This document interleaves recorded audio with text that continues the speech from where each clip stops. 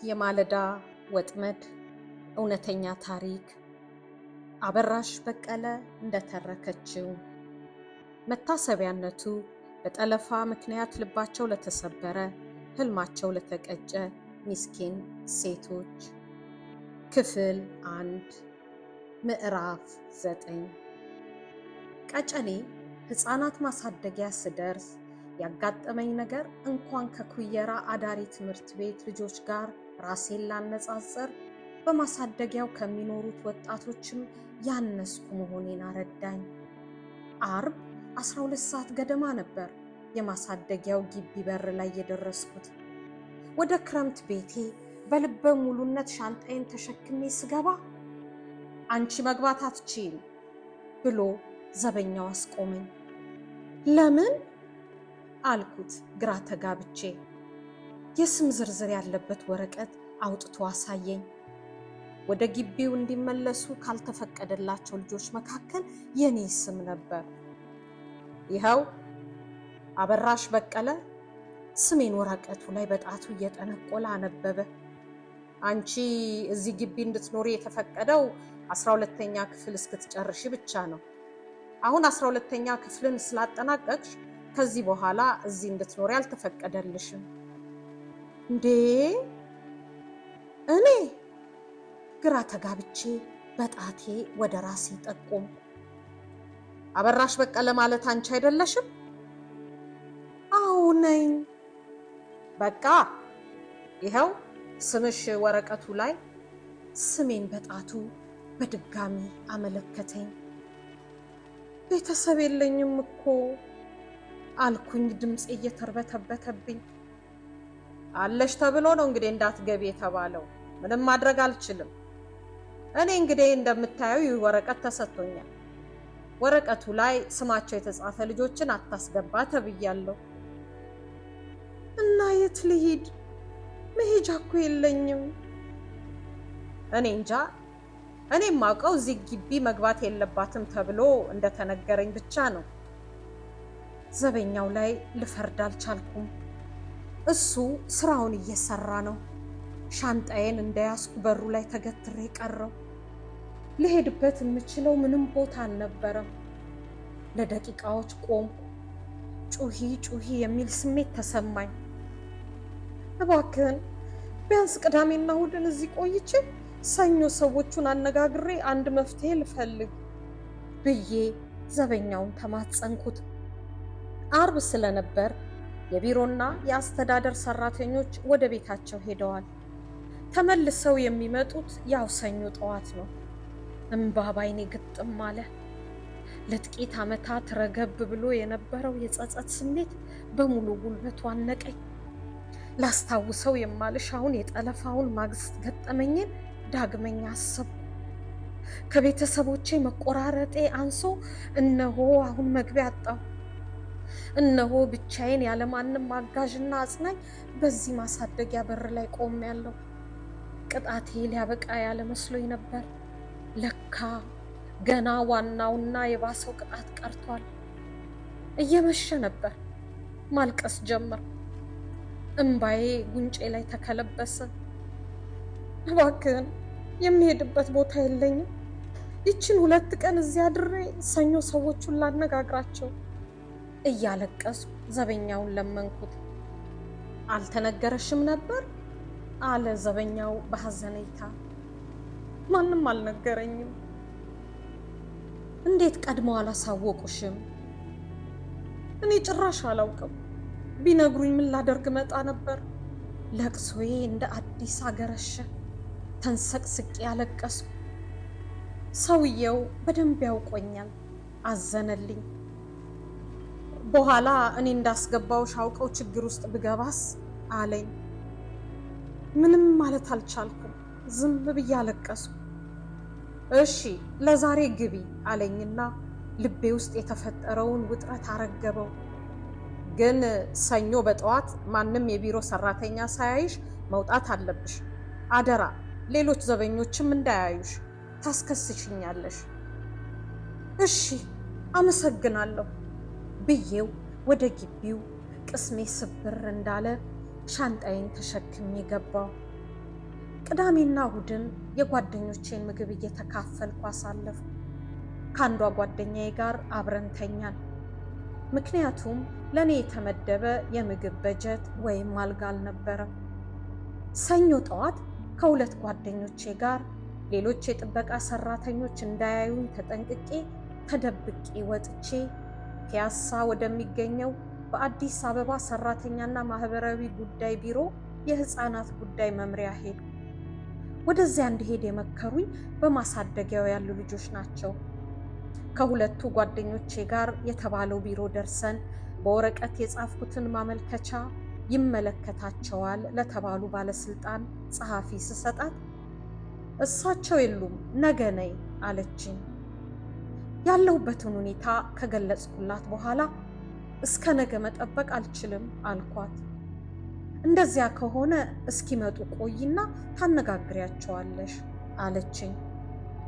ከሁለት ጓደኞቼ ጋር የቢሮው ኮሪደር ላይ ቁጭ ብለን ቆየን። 5 ሰዓት ላይ አንድ ማየት የተሳናቸው ጠና ያሉ ሰውዬ መጡ። እኛ የምንፈልጋቸው ባለስልጣን ናቸው። ሌሎች ሊያነጋግሯቸው የሚጠብቁ ሰዎች ስለነበሩ ወረፋ ጠብቄ ገባሁ። እንደምን ዋሉ? ባያዩኝም ጎንበስ ብዬ የአክብሮት ሰላምታ አቀረቡ። ደህና ቁጭ በይ አሉ። ቁጭ እንዳልኩ ምን ልርዳሽ አሉኝ። ማሳደጊያ እንዳልገባ ተከለከሉ። ድምፄ በእንባ ሳቅ የታፈነ ነበር። ወዲያው ሆድ ብሶኝ ማልቀስ ጀመሩ። አይዞሽ ማልቀስ የለብሽም፣ ምን ችግር እንዳጋጠመሽ ንገሪኝ አሉኝ። የሆንኩትን እያለቀስኩ ነገርኳቸው። ሰውየው የምነግራቸውን ካዳመጡ በኋላ የምትዩ ነገር አልገባኝም አሉ። ከትምህርት ቤት መጥቼ እንዳልገባ በመከልከሌ ሻንጣዬ በር ላይ ነው አልኩ። እንዴት? ቀደም ብለው አላሳወቁሽም አሉ ተገርመው። ማንም የነገረኝ የለም። ይገርማል፣ ሊነግሩሽ ይገባ ነበር። አልነገሩኝም። ከሚመለከታቸው ሰዎች ጋር ስላንቺ ጉዳይ እነጋገራለሁ። አሁን ሂጂ አሉ። ወዴት ልሂድ? የምሄደው እኮ መሄጃ ሲኖረኝ ነው። ሰውየውን እንዲህ ማለት ስለከበደኝ ከቢሮ ወጣሁ። አንዷ ጓደኛዬ ሄዳ ነበር። ስትጠብቀኝ የነበረችው ሌላዋ ጓደኛዬ ከሰውየው ጋር ምን እንዳወራን ነገርኳት። ከዚህ ንቅንቅ አንልም፣ አንድ ነገር ያድርጉልሽ እንጂ አለችኝ። ባለስልጣኑን ቢሮአቸው ገብቼ ደግሜ ያናገርኳቸው። አንድ ነገር ካላደረጉልኝ ዛሬ የምሄድበት የለኝም አልኳቸው። ጉዳዩ እስኪጣራ ትግባ የሚል ደብዳቤ ለጥበቃ እንድሰጥ ተጽፎ ተሰጠኝ። ወደ ማሳደጊያው ሄጄ ለጥበቃው ደብዳቤውን ስሰጠው መቀበል አልፈለገም።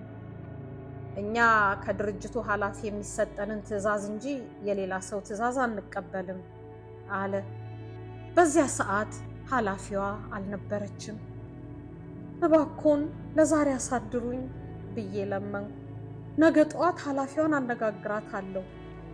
ዘበኛው እንድገባ ፈቀደልኝ። በሚቀጥለው ቀን ወረቀቱን ለኃላፊዋ ስሰጣት አንቺ 12ኛ ክፍል ጨርሰሻል፣ ከዚህ በኋላ እዚህ መኖር አልተፈቀደልሽም፣ በጀትም የለሽ፣ ምንም ጥቅማ ጥቅም ማግኘት አትችይም አለችኝ። እንድዘጋጅ ቀደም ብላችሁ አልነገራችሁኝም እኮ ብዬ ተንሰቅስቄ ያለቀሱ። እስቲ ጊዜያዊ መፍትሄ እንፈልጋለን አለች። ግቢውን ለቀሽ ውጭ ግን አላለችኝም።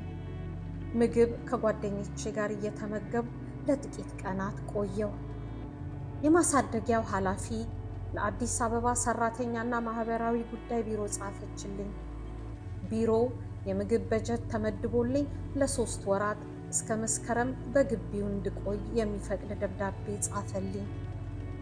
እኔ ካደኩ በኋላ ስለገባሁና የሁለተኛ ደረጃ እስክትጨርስ የሚል ግልጽ ስምምነት በመቀመጡ እንጂ በማሳደጊያው 2 ፀጉር ያበቀሉ እድሜያቸው ከ40 የማያንስ ሴቶች ነበሩ። ሴቶቹ ከማሳደጊያው ወጥተው የራሳቸውን ኑሮ ለመኖር ይፈራሉ። ድርጅቱ እንዲወጡ ካላስገደዳቸው በስተቀር ከማሳደጊያው መውጣት አይፈልጉም።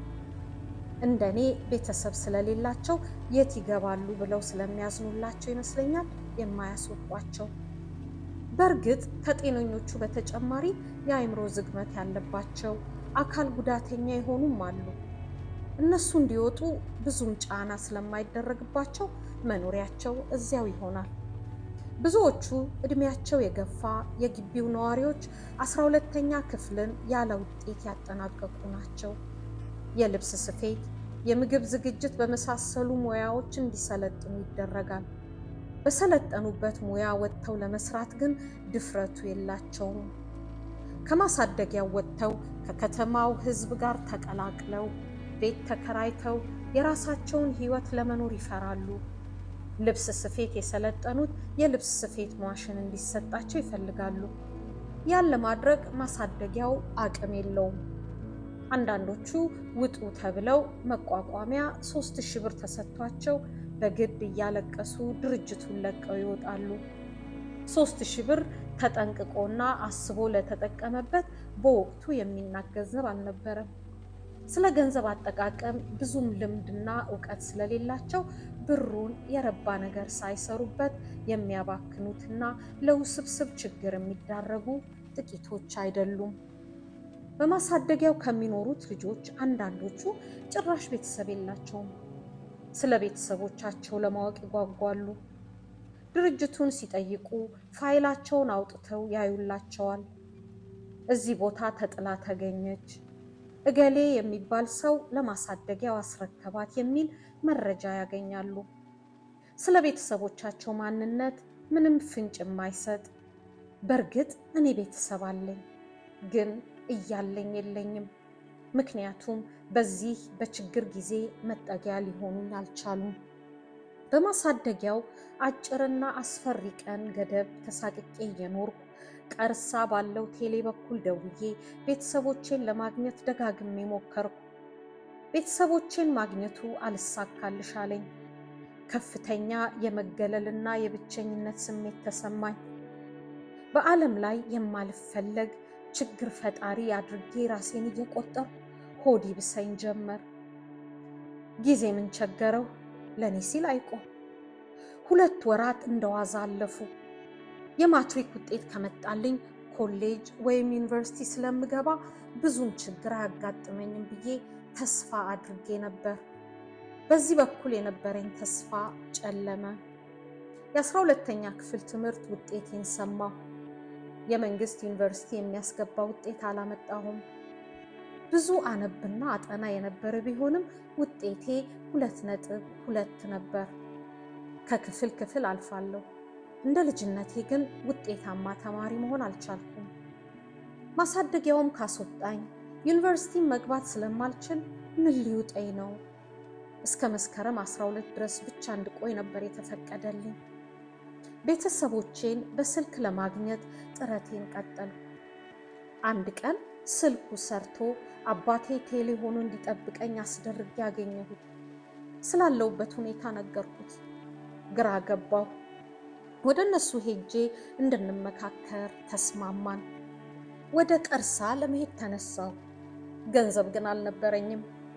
የማሳደጊያው ልጆች በየወሩ ከሚሰጣቸው ሳሙናና ሞዴስ ቆጥበውና ሸጠው ከሚያጠራቅሙት ብር አዋጥተው አሰላ የሚሄድበት ገንዘብ በለጋስነት ሰጡኝ።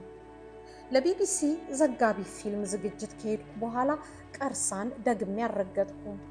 እነሆ ከ3 ዓመታት በኋላ በአዲስ ዓመት ዋዜማ ወደ አርሲ ለመጓዝ ተነሳው። ቤተሰቦቼ ለሟቹ ቤተሰቦች ጉማ ወይም የደም ካሳ ከፍለው እርቅ የጨረሱት ጠላፊ ከሞተ ከ3 ዓመታት በኋላ ነበር። የሟቹ ቤተሰቦች ለመታረቅ አሻፈረኝ በማለታቸው ነበር እርቁ ረጅም ጊዜ የወሰደው። አባቴ ባህላዊ ዳኝነትና ፍርድ ወደሚሰጡት የአገር ሽማግሌዎች ሄዶ እርቅ የጠየቀው ብዙም ጊዜ ሳያባክን ነበር። ሽማግሌዎቹ ምናልባት ለመጀመሪያ ጊዜ ያጋጠማቸውን ይህን በሴት ልጅ በጠላፊዋ ላይ የተፈጸመ ግድያ የተመለከተ ጉዳይ በጥንቃቄ ሲያዩ ቆይተው አባቴ 9000 ብር ጉማ እንዲከፍል ወሰኑበት። አባቴ ያን ያህል ገንዘብ በወቅቱ ለማግኘት በሬዎቹን መሸጥ ነበረበት። አንድ በሬ 300 ወይም 400 ብር ነበር በዚያን ጊዜ የሚሸጠው። ትልቅ የተባለ የደለበ በሬ እንኳን በወቅቱ ከ600 ብር በላይ አያወጣም። አባቴ 9000 ብሩን ለመክፈል የጎሳ አባላቱን ማስተባበርና መዋጮ መጠየቅ ነበረበት። የመክፈል አቅም ቢኖረው እንኳ ጎሳውን መለመን ግድ ነው፣ ደንብ ስለሆነ። የጎሳ አባላት በጎሳው አባል ላይ እንዲህ አይነት ዱብዳ ሲደርስበት መርዳት ባህላዊ ግዴታቸው ነው። አባቴ በባህላዊ የሽማግሌ ዳኞቹ ፍርድ መሰረት ጉማውን ለመክፈል መዋጮ ማሰባሰብ ሲጀምር የሟቹ ቤተሰቦች አንታረቅም አሉ። በዚህ መሃል ጎሳው ተበታተነ። የሟቹ ቤተሰቦች ደምን በደም መልሰው መበቀል ፈልገው ነበር እርቁን አንቀበልም ያሉት። የደም ካሳ ሳይከፈል በጋራ መብላትና መጠጣት በገዳይና በሟች ቤተሰቦች መካከል አይታሰብም። የኔ ቤተሰብ ሽጉጥና ጠመንጃ ታጥቀው ተጠንቅቀው መኖር ጀመሩ። ጠላፌ ከሞተ ከ3 ዓመት በኋላ ግን በሟቹ ቤተሰብ ውስጥ አደጋ ተፈጠረ። የሟቹ ወንድም በአንድ ሰርግ ላይ ጥይት ባርቆበት የእህቱን ልጅ ገደለ። በቤተሰብ መሃል የተፈጠረውን ቅራኔ ለማጥፋትና ጉማ ተከፍሎ እርቅ ለመፈጸም የሟቹ ቤተሰቦች የእኔን ፍርድ የፈረዱ ሽማግሌዎች ጋር ሄዱ። ሽማግሌዎቹ ከዚህ በፊት የተወሰነውን ጉማ ሳትቀበሉና እርቅ ሳትፈጽሙ አሁን ይህን እርቅ መፈጸም አትችሉም አሏቸው። ይህንን እርቅ በእጅጉ የፈለጉት የጠላፌ ቤተሰቦች በመጨረሻ ከኔ ቤተሰቦች ጋር ለመታረቅ ተስማሙ። ሽማግሌዎቹም ቀደም ሲል አባቴ ከጎሳው ገንዘብ አሰባስቦ 9000 ብር ለመስጠት በተስማማበት ጊዜ አንቀበልም በማለታቸው አሁን ጎሳው ስለተበተነና በመዋጮ ሊተባበረው ስለማይችል 5000 ብር ብቻ እንዲከፍል ወሰኑ። አባቴ በሬዎቹን ላሞች ጭምር ሸጦ 5000 ብሩን ከፈለ። ጉማው በጥሬ ገንዘብ ከተከፈለ በኋላ ደግሞ በባህሉ መሰረት ጠቦት በግ ታረደ። የኔ አባትና የሟቹ አባት በበጉ ሆድ ዕቃ ውስጥ እጃቸውን አስገብተው ፈርስ በነካ እጃቸው መጀመሪያ ጀርባ ለጀርባ ሆነው ተጨባበጡ። ከዚያ በኋላ ደግሞ ፊት ለፊት እየተያዩ ተጨባበጡ። በጉ ሲታረድ የፈሰሰውን ደም በተቃራኒ አቅጣጫዎች በእርምጃ ተሻግረው የተጠበሰውን የበግ ስጋ ተጎራርሰው በሽማግሌዎቹ ፊት እርቅ ፈጸሙ። ከዚህ የእርቅ ስነ ስርዓት በኋላ ደግሞ በሁለቱ ቤተሰቦች ቤት በተዘጋጁ ድግሶች ላይ የሁለቱም ቤተሰቦች ተራ በተራ ተገኝተው ተቀላቅለው በመመገብ በጥሉ ጊዜ የነበረውን አብሮ ያለመብላትና ያለመጠጣት በሟች ቤተሰብ የተደረገን ማዕቀብ አስወገዱት። የጥል ግድግዳ ፈረሰ። ከዚህ በኋላ ነበር ቤተሰቦቼ በእፎይታና በነፃነት ከዛሬ ነገ የበቀል እርምጃ ይወስድብን ይሆን ከሚል ስጋት ተላቀው መሳሪያ ሳይዙ ለመንቀሳቀስ የደፈሩት። በሁለቱ ቤተሰቦች መካከል እርቅ ይውረድ እንጂ እኔ ላይ የተጣለው ወንዝ ተሻግራ የሟቹ ቤተሰቦች በማያዩት ቦታ ትኑር የሚለው የሽማግሌዎቹ ፍርድ እንደጸና ነበር። ወንዝ ተሻግሬ ምን ያህል መቆየት እንዳለብኝ ሽማግሌዎቹ ቀነ ገደብ አላስቀመጡም። እናም እርቁ ከተፈጸመ ከዓመታት በኋላ ከቤተሰቦቼ ጋር ለመገናኘት ሲሄድ በነፃነት አልነበረም። ቤተሰብ ናፍቆኝ እንኳን ብሄድ በሟቹ ቤተሰቦች መታየት አልነበረብኝም። ከአባቴ ጋር አሰላ ከተማ ተገናኘን። ከአሰላ ወደ ቀርሳ የሚሄደው የመጨረሻው አውቶቡስ ላይ ተሳፈርን። የመጨረሻውን አውቶቡስ የመረጥነው ቀርሳ ስንደርስ ቶሎ እንዲመሽ በሚል ነበር። አባቴን ብዙ ሰው ስለሚያውቀው እኔን አብሬው ተቀምጨው ካዩኝ ማንነቴን በቀላሉ ስለሚለዩ አውቶቡስ ውስጥ የተለያዩ ወንበሮች ላይ ተራርቀን ተቀመጥን። እኔ በተከናነብኩት ሻርፕ በማያስጠረጥር ሁኔታ ፊቴን ለመሸፈን ሞክሬያለሁ። ከአሰላ ተነስተን 11 ሰዓት ገደማ ኤጎ ከተማን ስናልፍ ያን ህይወቴ ለጥቂት ከሞት የተረፈበትን ቀን አሰብኩ። ሮጠን ወደ ከተማው የገባንበትን ቦታ አንገቴን ሰገግ አድርጌ ያየሁት።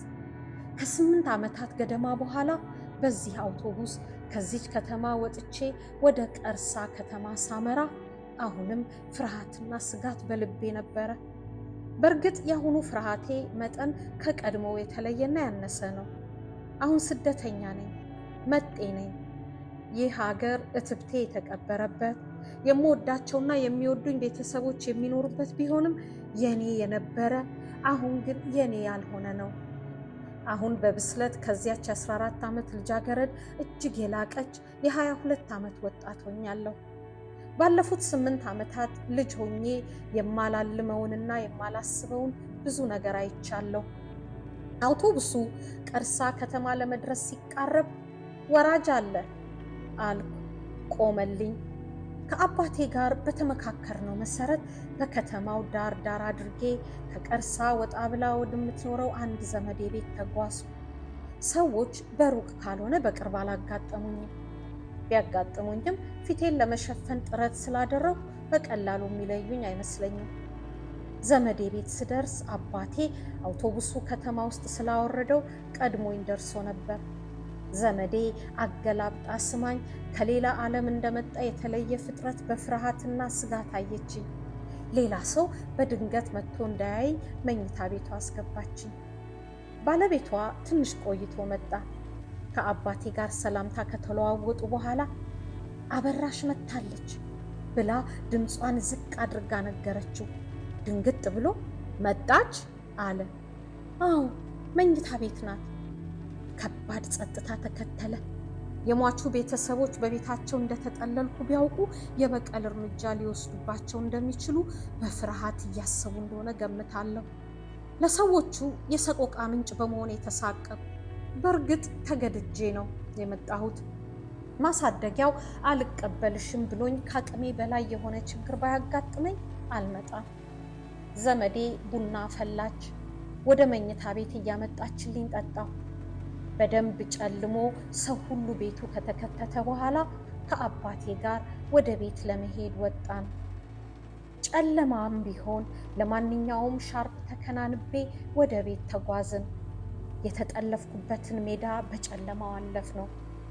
ቤት ስንደርስ እናቴን፣ ወንድሞቼን፣ ያላገቡትን እህቶቼን ከዓመታት በኋላ አገኘኋቸው። ታናናሽ እህቶቼ አድገዋል። ኩየራ አብራኝ የተማረችውን ሙላቷን ብቻ ነበር በቅርብ ያገኘኋት። የኔ መምጣት የዓመት በዓል ዋዜማውን ከማድመቅ ይልቅ ለቤተሰቦቼ ሰቆቃ ነው የሆነባቸው። በቀጣዩ ቀን ከዓመታት በኋላ እንቁጣጣሽን ቤቴ ባሳልፍም ደስተኛ መሆን አልቻልኩም። ዕቃ ለመዋስ ወይም እንኳን ለአዲሱ ዓመት አደረሳችሁ ለማለት በድንገት ጎራ የሚሉ ጎረቤቶች ሊኖሩ ስለሚችሉ በስጋት ነበር ዓመት በዓሉን ያሳለፍነው። በልጅነቴ በሰላማዊው የህይወት ዘመኔ እንቁጣጣሽ ከሁሉ አብልጬ የምወደው በዓል ነበር። ከጎረቤት ልጆች ጋር አዳዲስ ቀሚሶቻችንን ለብሰን ፀጉራችንን በቀጭኑ ሹሩባ ተሰርተን በእጃችን ቄጤማ ይዘን ከጠዋቱ 12 ሰዓት ጀምረን እስከ ምሽቱ 12 ሰዓት የአገሩን ቤቶች በጭፈራ አካለን ነበር ወደ ቤት የምንገባው። በዋናኛነት የሚከተለውን ዜማ እናዜም ነበር። ያ አባቢሌ ደሴ ዋያ ጆሮሮቤ፣ ለእንቁጣጣሽ ወደ ደሴ ብንሄድ ይሻላል፣ ጆሮ ወይም የቦታ ስም ላይ ስለዘነበ። ቡቂሳ ቡቂፈና ቡቂሳ ለጋለጋ፣ ከወንዝ ቄጤማ እንንቀል፣ ጉጎዶን ኬቻያቴ ዲቴኖ ጉዲፈና። ትልልቆቹ ወይም ባል ያገቡት ወጡ ተለዩን፣ ትንንሾቹን እናሳድግ። አባቢሌ ቢራቶ ጅርታያ ሂራያቶ። ክረምቱ ወጥቷልና በጋ የመገናኛችን ወቅት ደርሷልና አላችሁ ሆይ ጓደኞቼ። አባቢሌን አያና ኦጋራ ዳቻና። እንቁጣጣሽ አውደ ዓመት ነው፣ የዛሬ ዓመት ነው ተመልሰን የምንመጣው። በየቤቱ እየዞርን 5-6 ቀበሌ በጭፈራ እናዳርሳለን። የምንጨፍርባቸው ቤቶች ሳንቲም ይሰጡናል። አንዳንድ ቤተሰቦችም ቁጭ ብለን እንጀራ እንድንበላ ይጋብዙናል። በአንድ የጭፈራ ቡድን ከ20 እስከ 30 የምንደርስ ሴቶች ስለምንኖር የምናገኘው ገንዘብ ለእያንዳንዳችን ሲካፈል ድርሻችን ከሳንቲሞች አያልፍም። እኛም የምንጨፍረው ከገንዘቡ ይልቅ በጭፈራው ላይ በመካፈላችን ለምናገኘው ደስታ ነበር። በቡድኑ የሚካተቱት ሴቶች ዕድሜያቸው በአብዛኛው ከ12 የሚበልጥ ነው። ይህም የሆነው በጣም ረጅም መንገድ ቀኑን ሙሉ ለመሄድ ሕፃናት አቅም ስለማይኖራቸው ነው። ያላገባች ድንግል ሴት ከሆነች ዕድሜዋ ከ30 ቢበልጥ በጭፈራው እንድትሳተፍ ትገደዳለች። ወንዶች በዚያ ቀን ደስ የሚሏቸውን ልጃገረዶች አድብተው ጉንጫቸውን ይስማሉ። አንድ ጎረምሳ ለመሳም የሚፈልጋትን ሴት ሲያባርር በክረምቱ ዝናብ የራስ ሳር ወይም የጨቀየ መሬት አንሸራቷት ከወደቀች በወደቀችበት ይስማታል። እናም ወንዶች ይዘው እንዳይስሙን በያዝነው ቄጤማ ገርፈን ልናባረራቸው እንሞክራለን። ተያይዘን እና ስብስብ እጅብ ብለን በመሄድም ከወንዶቹ ራሳችንን ለመከላከል እንሞክራለን። ሊያገቡ የሚፈልጉ ወንዶች ሚስት የሚመርጡት በዚሁ በእንቁጣጣሽ ዕለትና በጥምቀት ነው። በዚህ አጋጣሚ ባል ሊሆናት የሚችል ወንድ እንዳያት ዕድሜዋ ለጋብቻ የደረሰ ልጅ ያላቸው ወላጆች ልጃቸውን አዲስ ልብስ አልብሰው አዘንጠውና አሽሞንሙነው ነው የወንዶችን ዓይን እንድትስብ አድርገው ነው የሚያስወጧት። ልጃገረዶች ከምንም በላይ በጉጉት የሚጠብቁት ይህን የእንቁጣጣሽ ጭፈራ ነው። በቅርቡ ያገባች ሙሽሪት በዚህ ዕለት እየዞረች መጨፈር ስለማይፈቀድላት ልጅነቷን መሰናበቷ ቁርጥ መሆኑን ስለምታውቅ ከልብ አዝና ታለቅሳለች። እነሆ በናፈቅኩትና ባደግኩበት ቤት ከ8 ዓመት በኋላ ተገኝቼ በዓሉ በዓል ሳይመስለኝ ደብሮኝ አሳለፉ። ልጆች መጥተው ሲጨፍሩ እንኳን የናፈቀኝን ጭፈራ በቀዳዳ ጮልቄ እንጂ ወጥቼ ማየት አልቻልኩም። ልጃገረዶቹ እንዳያዩኝ መደበቅ ነበረብኝ። የሟቹ እህት አግብታ የምትኖረው እኛ ቤት አቅራቢያ ነው። ከቤተሰቦቼ ጋር ከአንድ ምንጭ ነው ውሃ የምትቀዳው። አንድ እረኛ እንኳን አይቶኝ ወሬውን ቢያዛምተው በቀላሉ እህቱ ጆሮ ይደርሳል። መምጣቴ ከተሰማ ደግሞ እርቁ ሊፈርስና የበቀል እርምጃዎች ሊወሰዱ ይችላሉ። ለወላጆቼ ከሕፃናት ማሳደጊያው ከ2 ሳምንት ባነሰ ጊዜ መልቀቅ እንዳለብኝና ከማሳደጊያው ከወጣው የሚሄድበት እንደሌለ ነገርኳቸው። ቤተሰቦቼ እኔ ከነሱ ርቄ እየኖርኩ ባለሁበት ሁኔታ እንዴት ሊረዱኝ እንደሚችሉ ግራ ገባቸው። ከኢትዮጵያ ሕግ ባለሙያ ሴቶች ማህበር ጋር ተነጋግሬ አንድ መፍትሄ እንድፈልግ አጥብቀው ከማሳሰብና ከመምከር ውጪ ሌላ የተለየ ሀሳብ አልሰጡኝም። ከነሱ ጋር እንኳን ልኖር ያቺን አንድ ቀን ያሳለፍኩት በከፍተኛ ጭንቀት ነበር። መስከረም 1 እንዲህ አለፈ። መስከረም 2 ቀን 1996 ዓመተ ምህረት ከሌሊቱ በ10 ሰዓት ከአባቴ ጋር ተነስተን ወደ ቀርሳ ሄድን። አባቴ ሹፌሩን አርሲ ነገሌ ከተማ እንዲያደርሰኝ አደራ ብሎ አይሱዙ የጭነት መኪና የዕቃ መጫኛው ላይ አሳፈረኝ። ሌሎች ተሳፋሪዎችም ነበሩ። ማንም ሰው እንዳይለየኝ በጋቢ ተሸፋፍኜ ነበር። ለነገሩ ሰበብ ነበረኝ። የቀርሳ የሌሊት ብርድ ሁሉንም ጋቢ፣ ፎጣና የአንገት ልብስ አከናንቦታል። ሰው እንዳያውቀኝ ጥረት ባደርግም ለካ አንድ ትምህርት ቤት አብሮኝ ይማር የነበረ አለማየሁ የሚባል ልጅ ከአባቴ ጋር ሆኜ ስላየኝ አውቆኛል። ብርዱን ለመቋቋም ፊቱን በፎጣ ጠምጥሞ ስለነበር በመጀመሪያን ያላየሁትም። የተሳፈርንበት መኪና ያጎቱ ልጅ ንብረት ነበር። እሱም ከኔ ጋር የዕቃ መጫኛው ላይ ነው የተሳፈረው። ጉዞ ጀምረን የተወሰነ ርቀት ተጓዝን።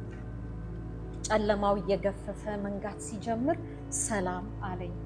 እኔም ሰላም አልኩት። አልፈራሁትም። ከ2ኛ እስከ 7ኛ ክፍል ድረስ አብረን ተምረናል። የታላቅ ወንድሜ የተፈራ በቀለ የቅርብ ጓደኛ ስለነበር እንቀራረብ ነበር። አሌክስ የምንለው አለማየሁ እንደተፈራ ቀልደኛና ተጫዋች ነበር። ቤተሰቡ ቀርሳ ከተማ ውስጥ ሆቴልና መጋዘን ያላቸው ሀብታሞች እንደነበሩ አስታውሳለሁ። መኪናው ከቀርሳ እየራቀ በሄደ መጠን እየደመቀች በመጣችው በጠዋቷ ፀሐይ ሙቀት የሚተን እስኪመስለኝ ስጋትና ፍርሃቴ እየቀለለኝ መጣ። ወዴት ነው የምትሄጂው? አለኝ አሌክስ። አዲስ አበባ አልኩት። እኔም ወደዛው ነው የምሄደው ሲለኝ ደስ አለኝ። አንድ ሁለት ቃላት እየተለዋወጥን አርሲ ነገሌ ከተማ ደረስን። በመሃል የተለያየንባቸውን 8 ዓመታትና እኔ ሙኔሳን የለቀቅኩበት ምክንያት የመቀራረባችንን ፍጥነት ቀነስ ቢያደርገውም ሁለታችንም በመገናኘታችን ደስተኞች ነበርን። ከሐዋሳ ወይም ከሻሸመኔ የሚመጣ አውቶቡስ መንገድ ዳር ቆመን ጠብቀን ነበር ወደ አዲስ አበባ መሄድ ያለብን። ከመኪናው ወርደን መጠበቅ ጀመርን። ከአዲስ አበባ ሻሸመኔ ያለው መንገድ የሚሰራበት ጊዜ ስለነበር መንገዱ ተቆፋፏል። ለተወሰነ ጊዜ ጠብቀን መኪና ልናገኝ አልቻልንም። እዚህ አናገኝም፣ ወደ ሻሸመኔ ሄደን ከመናኸሪያው ብንሳፈር ይሻላል አለኝ። ወደ ሻሸመኔ የሚሄድ መኪና እንደ ልብ ይገኝ ነበር። አሌክስ ትምህርቱን ከሁለተኛ ደረጃ ትምህርት ቤት አቋርጦ የንግድ ስራ ወደ አዲስ አበባ እየተመላለሰ ይሰራ ስለነበር ስለ መንገዱ ብዙ ያውቃል። እሱን በማግኘቴ ፈጣሪዬን እያመሰገንኩ ወደ ሻሸመኔ አብረን ሄድን። ከምሳ በፊት ነበር ሻሸመኔ የገባ ነው። ሻሸመኔ መናኸሪያው ስንደርስ የአዲስ አበባ መኪና አልነበረም። ምሳ በልተን መኪና እስኪመጣ ጠብቀን ቆይቶ አንድ አውቶቡስ መጣ። ተሳፈርን፣ ግን እስኪሞላ መጠበቅ ጀመርን። ተሳፋሪ እየተንጠባጠበ ነበር የሚመጣው። ረጅሙ አውቶቡስ በቀላሉ የሚሞላ አይመስልም። አሌክስ መጣሁ ብሎኝ ሄደ። እኔ አውቶቡስ ውስጥ ቁጭ ብዬ ቆየው። አሌክስ ለዘመድ የገዛውን ቡናና ዶሮ ይዞ መጣ። 10 ሰዓት ሊሆን ገደማ እንደምንም አውቶቡሱ ሞላ። ለዘመድ ይዘሽ የምትሄጂው ነገር የለም አለኝ። ለካ ቀደም ሲል ዘመድ ጋ ነው የምኖረው ብዬው ነበር። አይ ምንም አልይዝም አልኩት። የትራንስፖርት ሂሳብ ከፈለልኝ። አሮጌው አውቶቡስ በወቅቱ መንገዱ እየተሰራ ስለነበር በተቆፋፈረው ተለዋጭ መንገድ እየተንቀረፈፈ አቧራ እያጠነን ተጓዘ። ከአሌክስ ጋር እየተጫወትን ባንመጣ ኖሮ መንገዱ በእጥፍ የረዘመ ይመስለኝ ነበር። በጣም አሰልቺና አድካሚ ጉዞ ነበር። አሮጌው አውቶቡስ ከምሽቱ 2 ሰዓት በኋላ አዲስ አበባ ሳሪስ አካባቢ እያቃሰተ ደረሰ። የጉዞው መጨረሻ ለገሃር ነበር።